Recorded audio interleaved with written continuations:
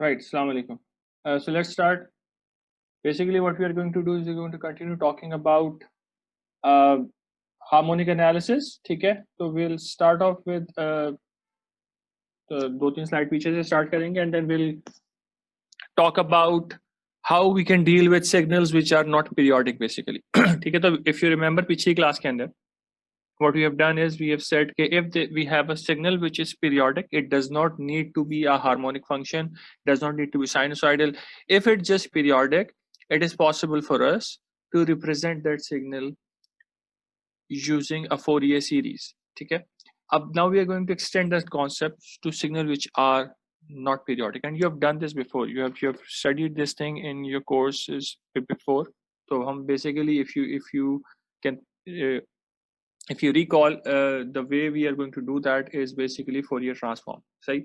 And again, the approach is going to be the same. We are not focused about how we actually analytically solve a Fourier transform. It's more about how we use that. Okay.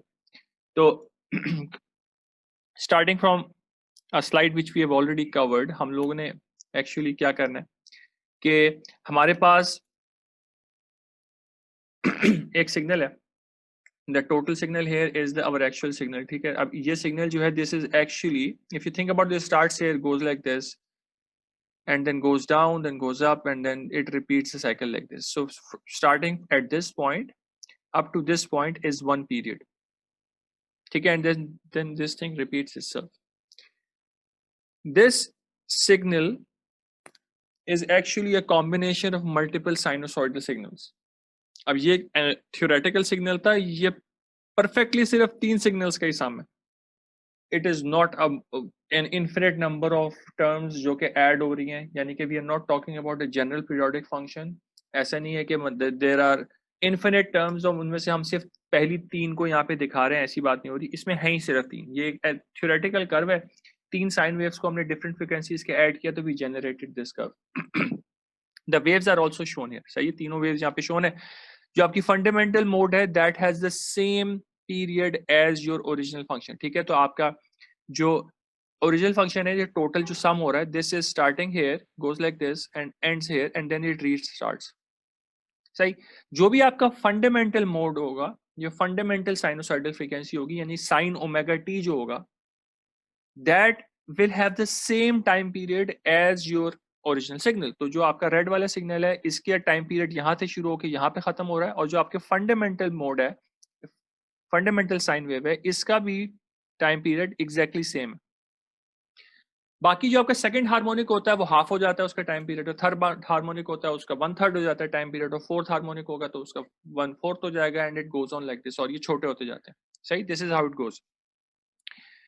हमने पिछली class में बात की थी कि if we try to analyse the जो हमारे पास Fourier series के जो कंपोनेंट्स हैं, if we try to analyze the components of a Fourier series, and this does not directly represent this is general. ठीक है?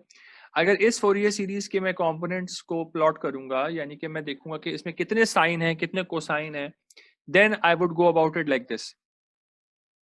सही है कि मैं क्या करूंगा, मैं हर साइन, मैंने एक यहाँ पे ग्राफ बना दिया साइन का, एक बना दिया कॉस का, एक बना दिया साइन का. ठीक है? और इसके अंदर what I am trying to do is कि बेसिकली हम जो भी किसी भी कॉस का, जैसे कॉस ओमेगा टी का जो भी एम्पलीट्यूड हो रहा है वो ओमेगा फ्रीक्वेंसी पे प्लॉट किया हुआ है. जो कॉस 2 ओमेगा टी का एम्पलीट्यूड है वो 2 ओमेगा के ऊपर प्लॉट किया हुआ है. And same thing here, sine omega t का एम्पलीट्यूड फ्रीक्वेंसी ओमेगा के ऊपर प्लॉटेड है, साइन 2 ओमेगा टी का एम्पलीट्यूड यहाँ पे प्लॉटेड है. If we do the same thing for this one, we would make something like this. Let's try to do this thing. तो I am just going to extend this like this. So this is your sorry, this is your time axis and this is your frequency axis. ठीक. इसके ऊपर आपके पास 3 frequencies critical है. एक आपके पास omega है, एक 2 ओमेगा है, एक 3 ओमेगा. बिकॉज ये थ्योरेटिकल कर्व है, इसमें सिर्फ 3 फ्रीक्वेंसी से मिलकर ये कर्व बना हुआ है. सही है? आपके पास साइन ओमेगा टी का एक एम्पलीट्यूड है, एंड साइन 2 ओमेगा टी का एक एम्पलीट्यूड है, और साइन 3 ओमेगा टी का एक एम्पलीट्यूड है. साइन ओमेगा टी, जो ओमेगा वाली फ्रीक्वेंसी होती है उसको हम फंडामेंटल फ्रीक्वेंसी कहते हैं, सही। अब if you think about this, ये एम्पलीट्यूड चेक करें, ये एम्पलीट्यूड चेक करें, ये एम्पलीट्यूड चेक करें, all of these are same. तो एसेंशियली जो हम जिस हम वेव की बात कर रहे हैं, ये वेव है sign omega T plus sign 2 omega T plus sign 3 omega T. I am assuming here कि ये जो नंबर है, दिस नंबर हियर इज 1, ठीक है, ये जो है दिस इज 1, सही। The point is all three of them have the same amplitude. This could be 2, तो ये सारे 2 omega T, 2 omega T, 3 omega T हो जाते हैं, सही। अब अगर मुझे इस चीज को प्लॉट करना है तो what I would do is कि मैं ओमेगा के ऊपर 1 एम्पलीट्यूड प्लॉट कर दूंगा, 2 ओमेगा के ऊपर 1 एम्पलीट्यूड प्लॉट कर दूंगा, 3 ओमेगा के ऊपर 1 एम्पलीट्यूड प्लॉट कर दूंगा, and these are all basically your amplitudes of sine. तो अगर हम इसको फोरियर सीरीज की टर्म्स में करेंगे तो we are talking about d of n, but in general जब आप फोरियर एनालिसिस कर रहे होते हैं, हम उसको साइन और कॉस में नॉर्मली ब्रेक करते नहीं है. What we do is we simply plot the amplitude at a certain frequency, and we are going to dig into this today, ठीक है, हम इसको डिटेल में डिस्कस करेंगे.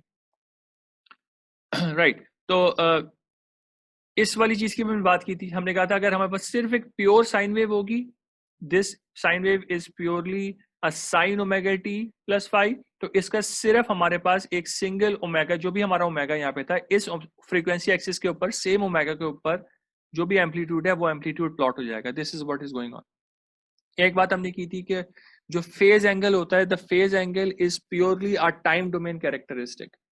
तो phase angle does not come up in the frequency domain. Frequency domain में आपका amplitude और फ्रीक्वेंसी की बात हो रही है, तो the information about phase angle is lost when we are talking about the frequency domain, सही. अगर आपके पास एक जनरल पीरियोडिक फंक्शन है, दिस इज नॉट साइनोसॉइडल, तो आपके पास एक कंप्लीट फोरियर सीरीज होगी, या फोरियर सीरीज में जाहिर है आपने एज भी प्लॉट किए हुए हैं, बीज भी प्लॉट किए हुए हैं, यानी कॉस की टर्म्स भी प्लॉट की हुई है और साइन की टर्म्स भी प्लॉट की हुई है. तो here what they have done is they have actually plotted both of them separately. One way to do it is कि instead of plotting this, you can plot the amplitude and the phase angle. जब हमने harmonic motion पढ़ा था, हमने कहा था कि we can add these two terms together to generate something like this. ठीक है, ये हमने बात की हुई है कि this becomes sin omega t, this becomes sin omega t plus pi by 2.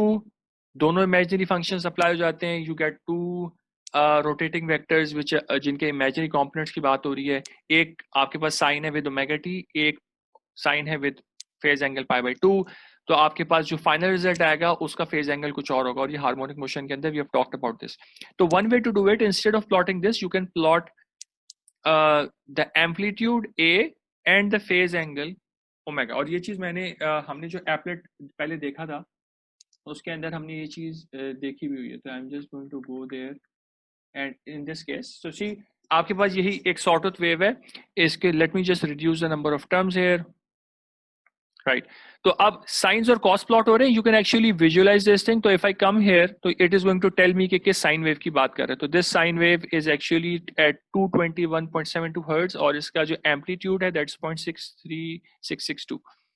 अगला वाला जो है this is -0.31831 sine 2x. Second harmonic है तो साइन 2x हो गया, ये साइन 3x हो गया, साइन 4x हो गया, और सेम थिंग यहाँ पे भी चल रही है.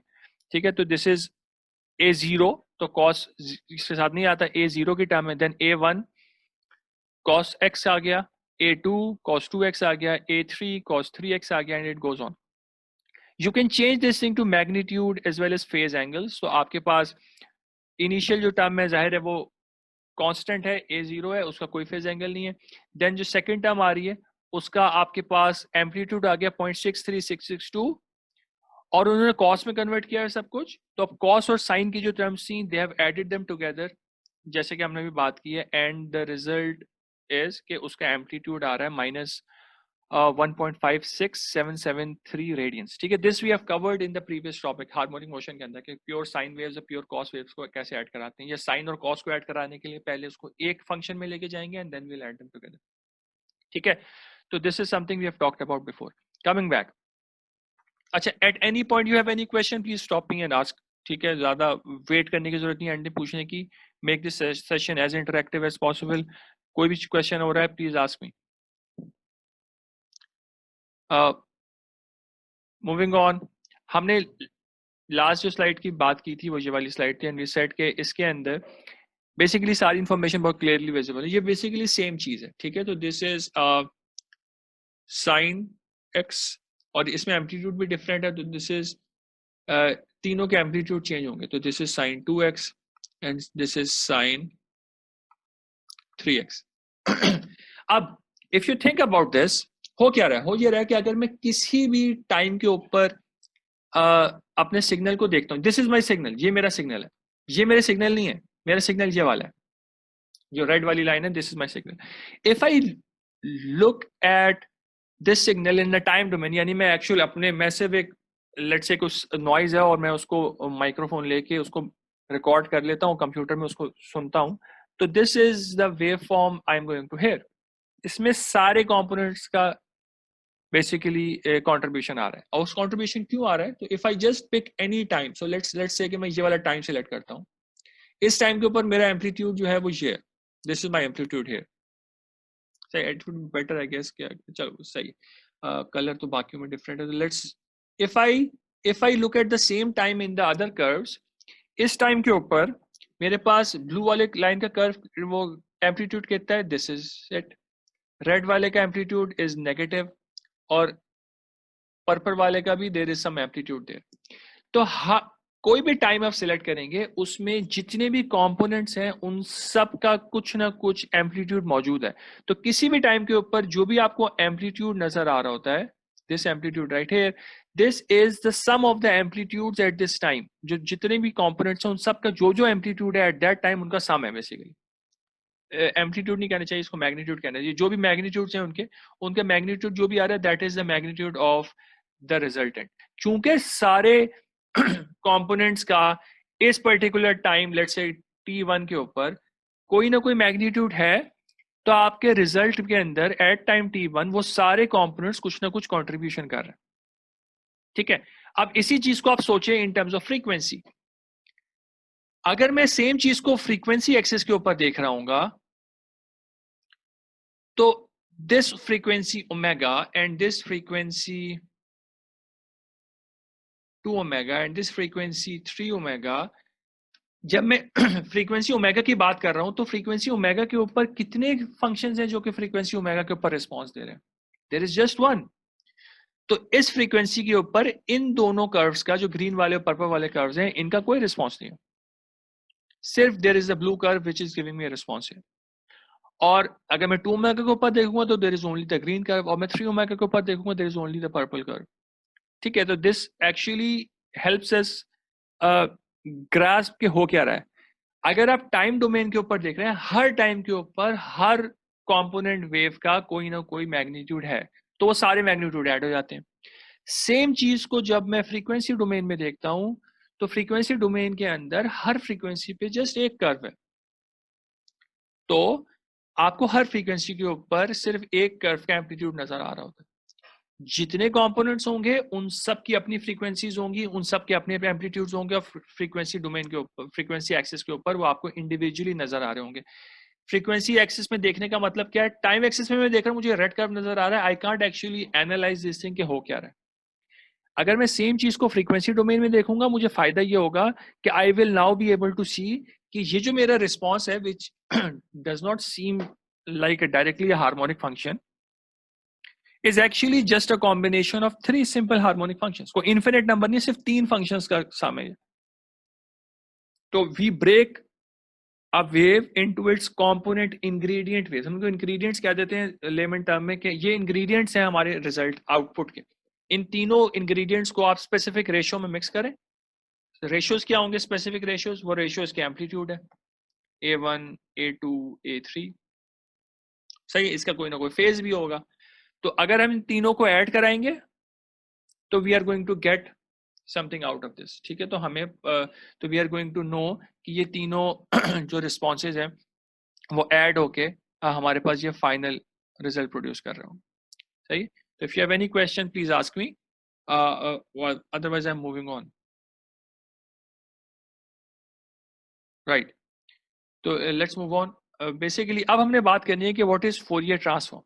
Fourier transform is linked to the type of function. Basically क्यों यूज करते हैं, आपके पास जब पीरियोडिक फंक्शंस होते हैं तो यू गेट फोरियर सीरीज, जब ए पीरियोडिक फंक्शंस आएंगे you are going to get Fourier transforms. सही है. और बेसिकली हो क्या रहा है कि टाइम पीरियड क्या होगा किसी भी ए पीरियोडिक फंक्शन का. Think about this for a second कि अगर मेरे पास एक चीज है जो जैसे ये वाला फंक्शन था ना, it repeats after this time, तो this is is time period. A function है जो कि एक रैंडम सा फंक्शन है, बस it just goes on like this. Again, this is a problem. It cannot come back in time. It forward ही जाना चाहिए, but it never repeats itself. So what we can say is कि ये function जो है essentially this has a time period of infinity. ये t equals to infinity पे जाके it starts to repeat itself, which is just a theoretical thing, which means basically कि ये कभी भी repeat नहीं हो रहा. सही. तो फोरियर सीरीज क्या करती है, फोरियर सीरीज आपके फंक्शन को डिस्क्रीट ओमेगा के अंदर, यानी कि ओमेगा 2 ओमेगा 3 ओमेगा 4 ओमेगा के अंदर ब्रेक कर देती है. फोरियर ट्रांसफॉर्म क्या करता है, आपको कंटिन्यूअस, आप अगर सारी फ्रीक्वेंसीज अज्यूम कर ले ना, सारी फ्रीक्वेंसीज अज्यूम कर लें, विच मीन्स के पॉइंट्स में भी सारे रियल नंबर्स की फ्रीक्वेंसी अज्यूम कर लें और उन सब के एम्पलीट्यूड चेक करें अपनी वेव के अंदर और उन सबको ऐड करा दें, then you get your original function. ठीक है. तो हम क्या ये रहे कि हमारे पास एक रैंडम सिग्नल है, बिल्कुल नॉइज है. ठीक है. वी आर सेइंग इसके अंदर फ्रीक्वेंसी 1 हर्ट्ज भी होगी, इसके अंदर फ्रीक्वेंसी 2 हर्ट्ज भी होगी, इसके अंदर फ्रीक्वेंसी 2.1 हर्ट्ज भी होगी, 3 हर्ट्ज भी होगी, 3.75 हर्ट्ज भी होगी. All of them are there. तो आप इसको डिस्क्रीट से उसमें ब्रेक नहीं कर, you can't break this into omega and 2 omega and 3 omega. आपको 1.1 ओमेगा भी चाहिए, 1.01 ओमेगा भी चाहिए. ठीक है. You need all of the frequencies in the entire frequency spectrum. तो ठीक है, इस एस्पेक्ट को सिर्फ नोट करें. Periodic functions can be broken down into discrete frequencies, A periodic functions can not be broken down into discrete frequencies. तो उसके लिए हमने इंटीग्रल यूज किया. अगेन हमें ये करना नहीं होगा, हम सिर्फ समझ रहे हैं. ठीक है. क्योंकि जब हमारा रिस्पॉन्स आएगा ना फोरियर ट्रांसफॉर्म का, उसमें हमारे पास इस तरह की पीक्स नहीं आएंगी, उसमें हमारे पास कंटिन्यूस एक कर्व आएगा फ्रीक्वेंसी का भी. तो this will be your frequency but it will be a continuous curve, क्योंकि हम सारी फ्रीक्वेंसीज अज्यूम कर रहे होंगे. सही है. जस्ट इसको हम सिर्फ समझने की कोशिश कर रहे हैं. We are not doing the maths. एक और चीज जो समझने की है वो इस चीज को समझने की जरूरत है. ये क्या है बेसिकली, हम ये कह रहे हैं कि R is basically an amplitude. ठीक है. आर हमारा एम्पलीट्यूड है which is the Fourier transform. R हमारा एम्पलीट्यूड है और e की power i omega t is a rotating vector. तो हम यहाँ पे कर क्या रहे हैं, हम कह रहे हैं कि अगर मैं इसी चीज को डिस्क्रीट फॉर्म में लिखूंगा, एसेंशियली आई एम सेइंग कि मैं n इक्वल्स टू 1 से लेके एक सर्टेन नंबर ऑफ n ले लूं, या फिर मैं इसको let's write it in terms of infinity.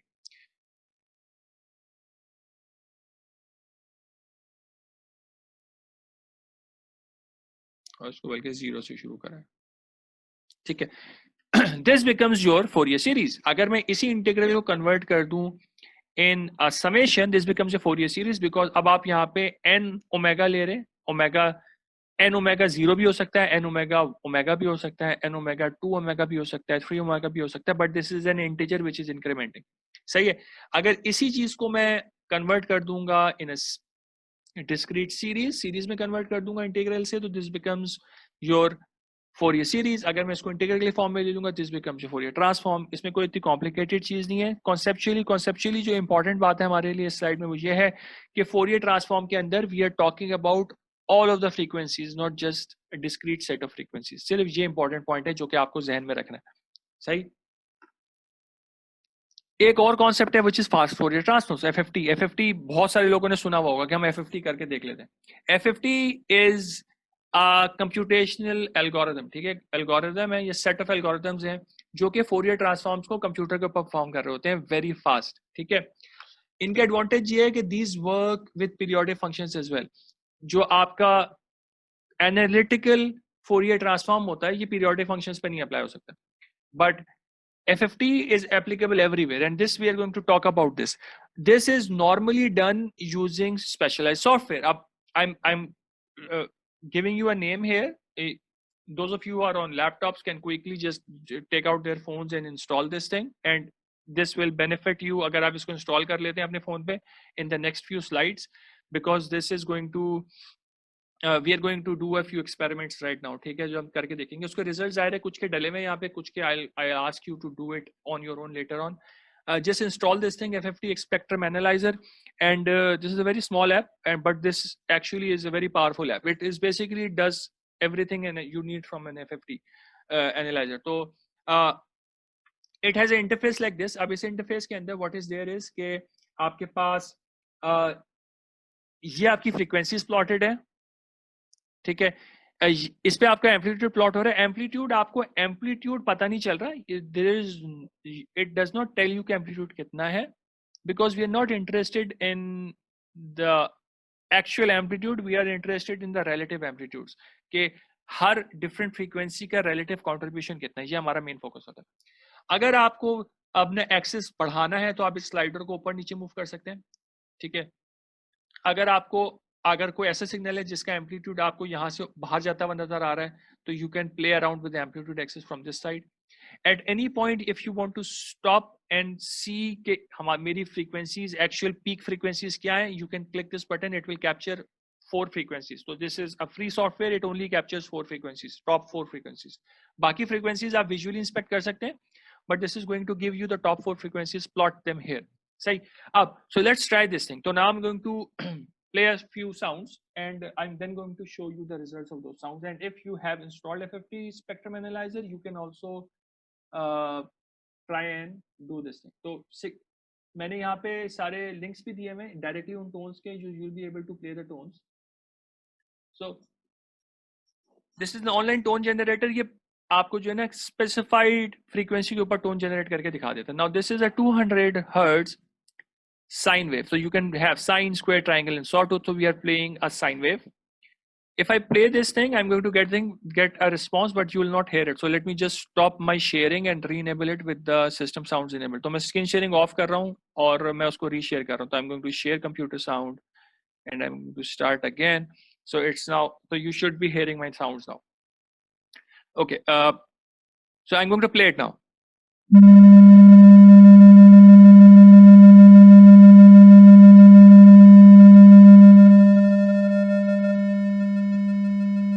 Okay, so this is a pure sine wave of 200 hertz. Hopefully you guys heard it. अगर नई आवाज आई तो मुझे बता दो ताकि मैं कुछ debugging करूँ कि नहीं चल रहा. अगर चल रहा है तो that's सर आ गई. ठीक है, that's good. So now let's come back to our lecture and see के इस particular wave को जब मैंने अपने speaker पे इसको play किया और मैंने इसको analyze किया, तो this is the response I got.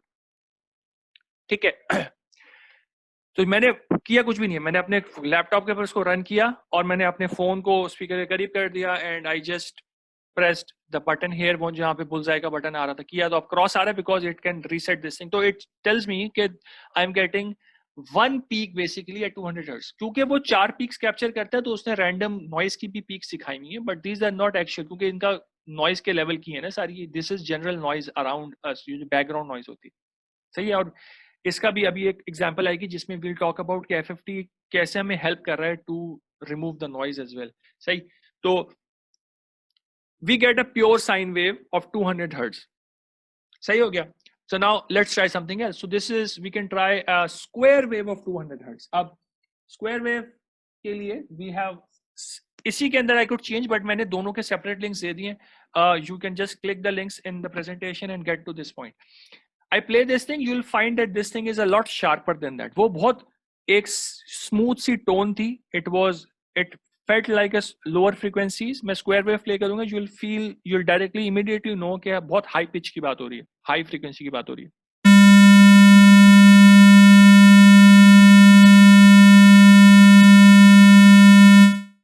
ठीक है.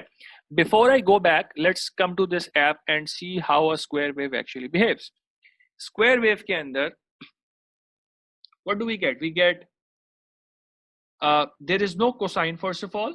सही है, कोसाइन नहीं है, सारे कोसाइन 0 होते हैं मेनली. आपके पास साइन आ रहा है. ठीक है. दिस इज इन्होंने कोसाइन में दिया हुआ है, इसको इन्होंने इन्वर्ट किया हुआ है बेसिकली. तो 180 डिग्रीज का फेज एंगल इन्होंने दिया हुआ है. ठीक है. तो let's not talk about this thing. ठीक है. दिस इज द एम्पलीट्यूड, तो यू आर गेटिंग, इसको बल्कि इसी व्यू में देखते हैं, तो you are getting sine x, then you are getting sine 3x, then you are getting sine 5x, then sine 7x, then sine 9x, 11x, यानी जो इवन वाली टर्म्स है ना वो मिस हो रही है। इन इवन वाली टर्म्स का एम्पलीट्यूड 0 है, सही, तो सिर्फ ऑड वाली टर्म्स आ रही है। And so what, okay, Javi बेटा आपकी वीडियो ऑन हुई है, प्लीज बंद कर लीजिए। राइट, कमिंग बैक, तो बेसिकली इफ आई अब मैंने ये जो काम किया था ये फोरियर सीरीज के थ्रू था, this was Fourier series. Now what we want to do is want to see कि अगर मैं F50 करूंगा तो मैं क्या रिस्पॉन्स आएगा। This is the response I am getting, ठीक है। 200 हर्ट्ज पे मुझे एक फ्रीक्वेंसी मिली, उसके बाद जो मैंने फ्रीक्वेंसी डोमेन यहाँ पे फ्रीक्वेंसी एक्सिस प्लॉट किया हुआ है, इसके अंदर मेरे पास 5 पीक्स आ रही हैं। थिंक, लेट्स सी कि वो क्या पीक्स हैं। दिस इज, उसने 4 पीक्स मुझे विजिबल करा दी है, 5वीं पीक शोन है, बट उसने सिर्फ टॉप 4 एम्पलीट्यूड्स की पीक यहाँ पे शो कराई है।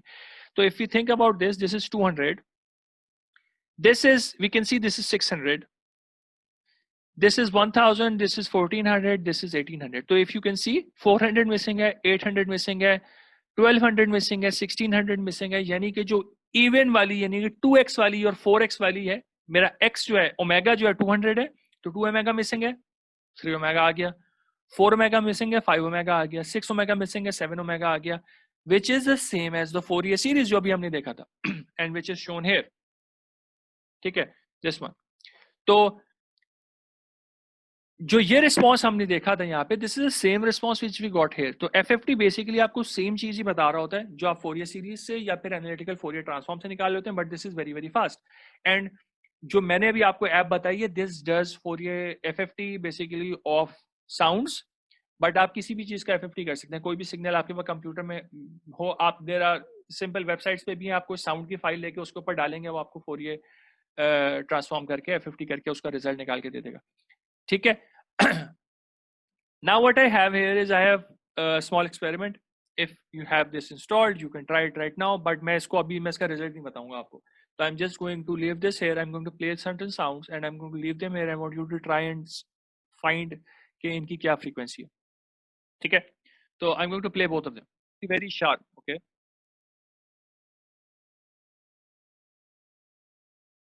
Okay. Just a second. I need to debug something.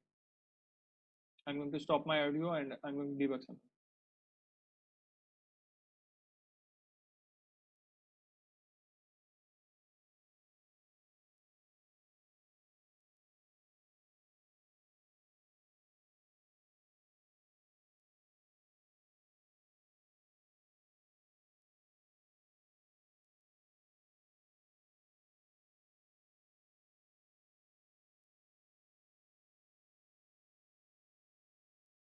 Yes. Okay.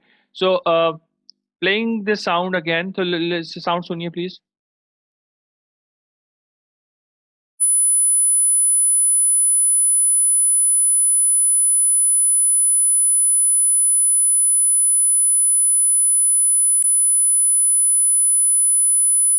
Okay, so I'm stop. ठीक है.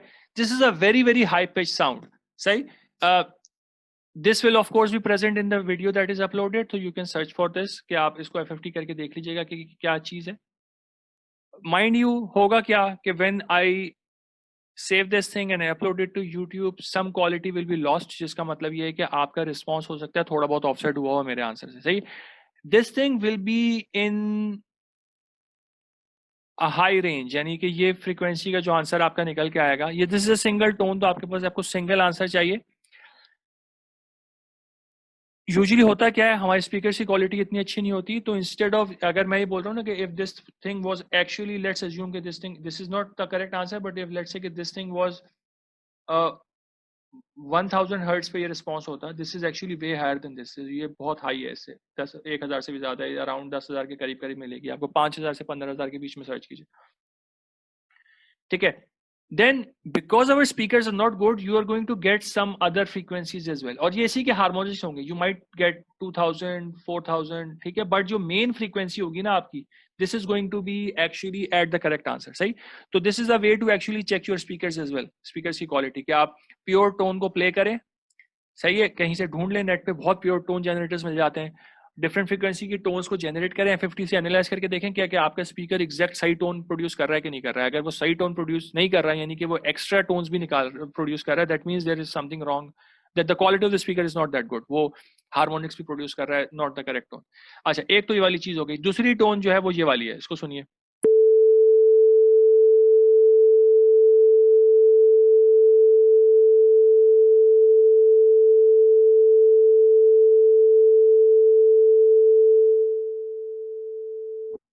Right, ठीक है। तो you have two things which you need to actually use the app and search for them. This is much smaller, as you can also hear, ठीक है। This was way sharper, this is not that sharp, ठीक है। तो एक कम है इसकी frequency, तो this will be under 1000 and this is above 5000, सही है जो पहली वाली है। This is just a small experiment for you to actually get going, ठीक है, ताकि आप कुछ try कर सकें। सही हो गया। तो this is the first example that we did to just see कि F50 होता क्या। अब हम just coming back to more theoretical curves, ठीक है। तो अभी हम करते क्या है कि हमने एक जो कर्व अभी थोड़ी देर पहले देखा था, उसी कर्व की बात करेंगे। तो हमने एक कर्व अज्यूम करना है which is sin omega t plus 2 sin omega t plus 3 sin omega t and we're going to plot that। तो ठीक है, तीन हमने फ्रीक्वेंसीज, इनफैक्ट तीन फ्रीक्वेंसीज जो हमने ली हुई है, दिस इज 22, 60 एंड 100। एम्पलीट्यूड्स भी तीनों के डिफरेंट हैं, तो 1G, 2G एंड 1.5G। तो हम एक्सेलरेशन प्लॉट कर रहे हैं, तो वी आर प्लॉटिंग एक्सेलरेशन, सही है। और एक्सेलरेशन हमारे पास जो आ रही है वो हम जीज में प्लॉट कर रहे हैं, तो it is sine 2 pi f is omega, right? 2 pi f is omega। तो हमें अगर फ्रीक्वेंसी हर्ट्ज में गिवन होती है, we can write 2 pi multiplied by hertz which is 22 multiplied by t, ठीक है। this plus second one is 2 तो 2 sin 2 pi, second frequency is 60 t plus third one is 1.5 2 pi 100 t and this is our acceleration curve, ठीक है। इस curve को जब हम plot करते हैं, अब ये curve is going to be something similar to what we did, it will be something like this, जो हमने पहले बात की थी ना, इसी सिमिलर कोई कर्व आएगा। बट हमने अभी यहाँ पे किया क्या, you are never actually going to, when you measure a curve, you do not measure the complete curve, आप कोई ना कोई सैम्पलिंग कर रहे होते हैं, and this you have studied in the instrumentation course। तो हमने एक बहुत रॉ सी जो है ना वो सैम्पलिंग की है। So the theoretical curve would be something like this।